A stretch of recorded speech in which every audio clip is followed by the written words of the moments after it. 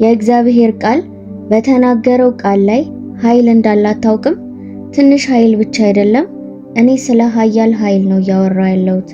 ሰማያትንና ምድርን የፈጠረ ኃይል፣ ቀይ ባህርን የከፈለ ኃይል፣ ኢየሱስን ከሙታን ያስነሳው ኃይል። ያው ኃይል በቃሉ ውስጥ አለ። አንተም ስትናገረው፣ አፍህን ለመክፈት ስትደፍር፣ እግዚአብሔር አስቀድሞ የተናገረውንም ስትናገር፣ ቃላትን እየደገምክ አይደለም፣ መለኮታዊ ኃይልን እያነቃህ ነው። አንተ የሌሉትን ነገሮች እየጠራ ተራሮችን በሚያንቀጠቅጥ እምነት በአካባቢ ያለውን ከባቢ አየር እያናወጥክ ነው። መጽሐፍ ቅዱስ ሞትና ሕይወት በምላስ ኃይል ውስጥ ናቸው ይላል። ይህ ማለት የምትናገረው እያንዳንዱ ቃል ወይ የወደፊት ሕይወትህን እየገነባ ነው ወይም እያፈረስከው ነው። ፍርሃትን ስትናገር ፍርሃት እንዲሰራ ፈቃድ ትሰጣለህ። አንተ ጥርጣሬን ስትናገር ሽንፈትን ትጋብዛለህ። ነገር ግን ቃሉን ስትናገር መዝሙረ ወይም ሃሌሉያ ላይ ስትቆም ጌታ እረኛዬ ነው ብለህ ስትናገር በማይታየው ዓለም አንድ ነገር መለወጥ ይጀምራል። መላእክት ይላካሉ፣ ሰንሰለቶች ይሰበራሉ፣ በሮች መከፈት ይጀምራሉ። አንድም ሰው ሊዘጋቸው አይችልም። ከድምጼ በታች ሆነው ያሉ ሰዎች ለገንዘብ እየጸለዩ የነበሩ ነገር ግን ዝምታን መርጠዋል። ጠላት ድምጻቸውን እንዲሰርቅ ፈቅደዋል። ሁኔታዎች ከእግዚአብሔር ቃሎች በላይ እንዲናገሩ ፈቅደዋል። ነገር ግን ዛሬ ድምጻችሁን መልሳችሁ እንድታገኙ ልነግራችሁ መጥቻለሁ። ቃል ተናገር። በኪስ ቦርሳ ላይ ትንቢት ተናገር። በባንክ ሂሳብ ላይ፣ በንግድ ላይ፣ በልጆች ወደፊት ላይ ዝም ብለህ አታስብ። ተናገር። ጥርጣሬ እስከሚሸሽ ድረስ ተናገር። ሸክም እስኪነሳ ድረስ ተናገር። መንፈስ በደስታ እስኪዘል ድረስ። ምክንያቱም እግዚአብሔር ሊንቀሳቀስ እንደሆነ ታውቃለህ። ቃሉን ስትናገር ታያለህ። እርሱን እየለመንከው አይደለም፣ ከእርሱ ጋር እየተስማማ ነው። ከእርሱ ጋር ፈቃድ ጋር እየተስማማ ነው። ከልቡ ጋር ከኃይሉ ጋር እየተስማማ ነው። እግዚአብሔርም ለስምምነት ምላሽ ይሰጣል። ቃሉ በእምነት ሲታወጅ ሰማይ ምድርን ይወራል። ለዚህ ነው ጠላት አፍህን ለመዝጋት በጣም የሚታገለው። ምክንያቱም እሱ ያውቃል አንተ እግዚአብሔር የተናገረውን መናገር ከጀመር ሰንሰለቶች ከፋይናንሶች ላይ ይወድቃሉ፣ መዘግየቶች ይሰበራሉ፣ አቅራቦት ይመጣሉ። ያልተጠበቁ ቦታዎች እግዚአብሔር የገንዘብ በሮችን መክፈት ይጀምራል። ለአንተ ብቻ ሳይሆን በአንተ በኩልም ጭምር ይሆናል። ዕቃ መያዣ የእርሱ የተትረፈረፈ ተሸካሚ ትሆናለህ። እናም ዛሬ የእግዚአብሔር ልጅ ሆይ ድምጽህን አንሳ፣ ድምጽህን በድፍረት አንሳ እላለሁ። በጽናት ተናገር። መዝሙረ ዳዊት ከመንፈስህ እንደ ሕይወት ወንዝ ይፈልቅ ዘንድ ተጽፏል። እንደዚህም ተጽፏል፣ ከአፌ የሚወጣው ቃሌ ይሆናል፣ ወደ እኔ በከንቱ አይመለስም፣ ነገር ግን ደስ የሚያሰኝን ይፈጽማል፣ እንዲፈጽም የምፈልገውንም ይከናወናል። ተናገርና እግዚአብሔር ምን እንደሚሰራ ተመልከት። መዝሙረ ዳዊት ከግጥም በላይ እንደሆነ ታያለህ። ከመተኛት በፊት ለማንበብ ከሚያጽናና ምንባብ በላይ ነው። መዝሙረ ዳዊት መለኮታዊ ንድፍ ነው። በረከት ለማግኘት የሰማይ ስትራቴጂ ነው። እነዚህ ቅዱሳን ቃላት የእግዚአብሔርን እስትንፋስ ይዘዋል። በውስጣቸውም ከተፈጥሮ በላይ የሆነ የተትረፈረፈ ምስጢሮች አሉት። በእምነት አይኖች ስታነቧቸው የእግዚአብሔር ፍላጎት በሕይወት ለመትረፍና ለመኖር ብቻ እንዳልሆነ ማየት ትጀምራለህ። በእርግጥ ላንተ በመንፈሳዊም በገንዘብም እንዲፈስ የተዘጋጀ ነው። በመዝሙረ ዳዊት የተጻፉት ሙሉ በሙሉ በእግዚአብሔር ላይ የተመሰረተ መሆንን በሚያውቅ ሰው ነው። ዳዊት በሀብት ወይም በንጉሳዊነት አልተወለደም። እረኛ ልጅ ነበረ፣ በሰዎች የተረሳ ነገር ግን በእግዚአብሔር የተመረጠ። እናም ዳዊት ሲጽፍ እግዚአብሔር እረኛዬ ነው የሚያሳጣኝም የለም ሲል እንደ ንጉስ እየተናገረ አልነበረም። እግዚአብሔር በምድረ በዳ ውስጥም በሸለቆም እንዴት እንደሚያደርግ በአይኑ እንደተመለከተ ሰው እየተናገረ ነበር። ይህ መዝሙር ስለ መጽናናት ብቻ አይደለም፣ በእግዚአብሔር አቅርቦት ላይ ያለ እምነት መግለጫ ነው። ጌታ ሲመራ እጦት ሊቆይ እንደማይችል ድፍረት የተሞላበት ኑዛዜ ነው።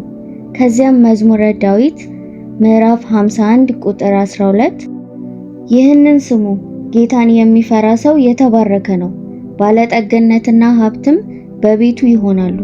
ይሄ የሰው ሐሳብ አይደለም፣ በዓለም ሥርዓት መሰረትም ብልጽግና አይደለም።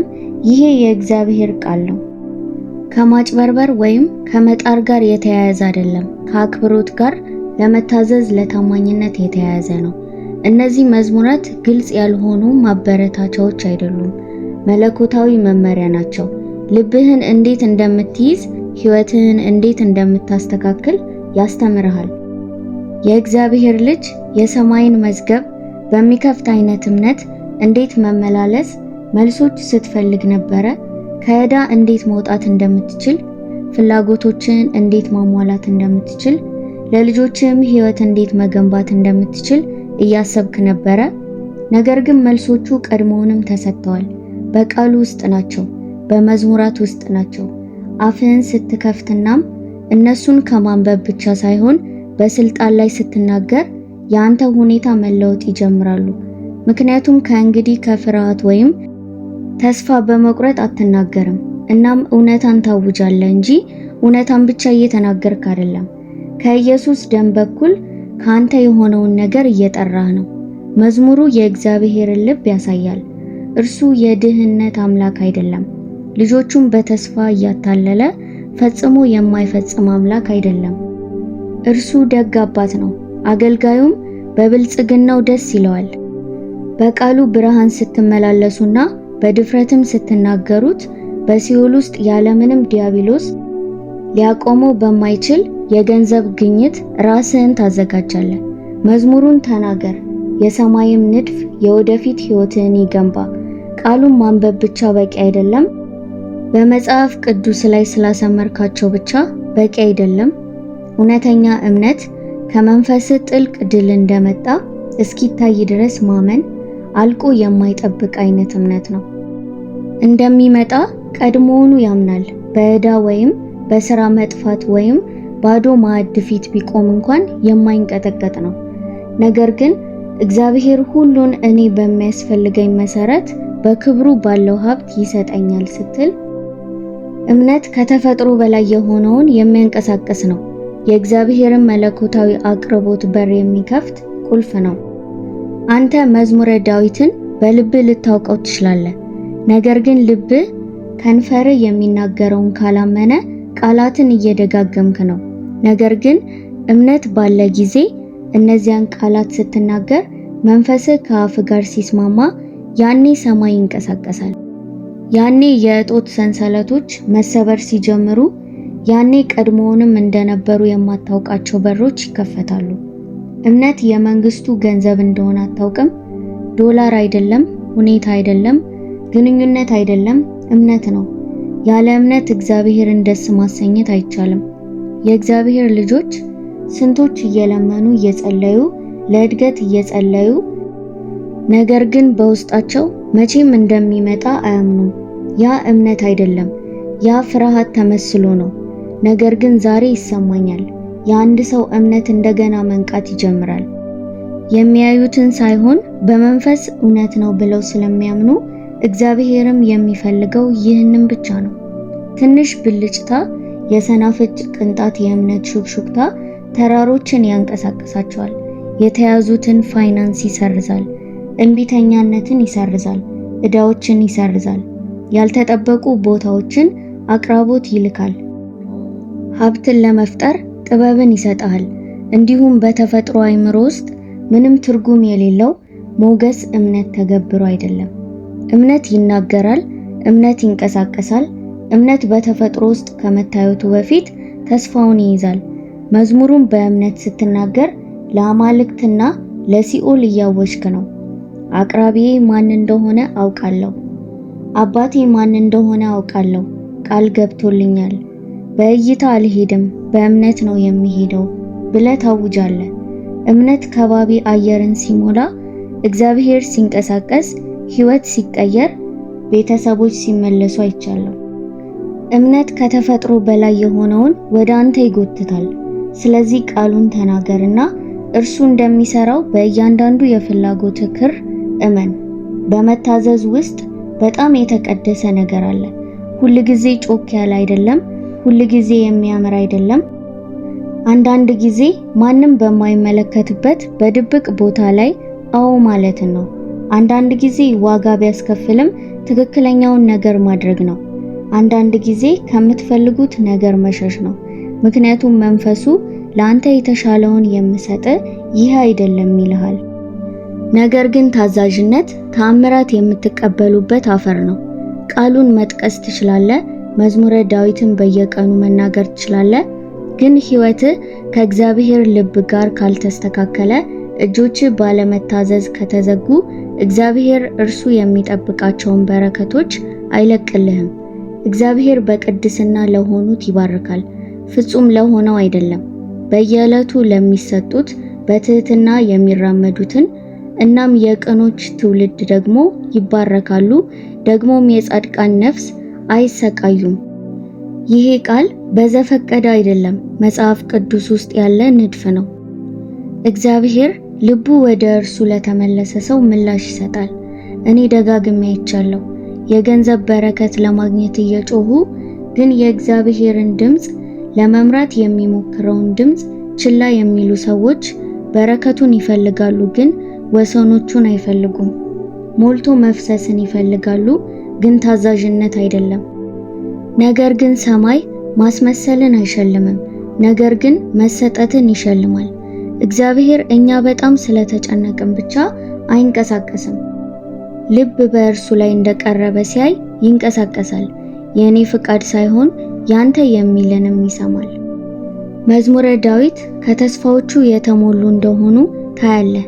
ነገር ግን እያንዳንዱ ቃል ከተሰየመበት ሁኔታ ጋር ተያይዟል።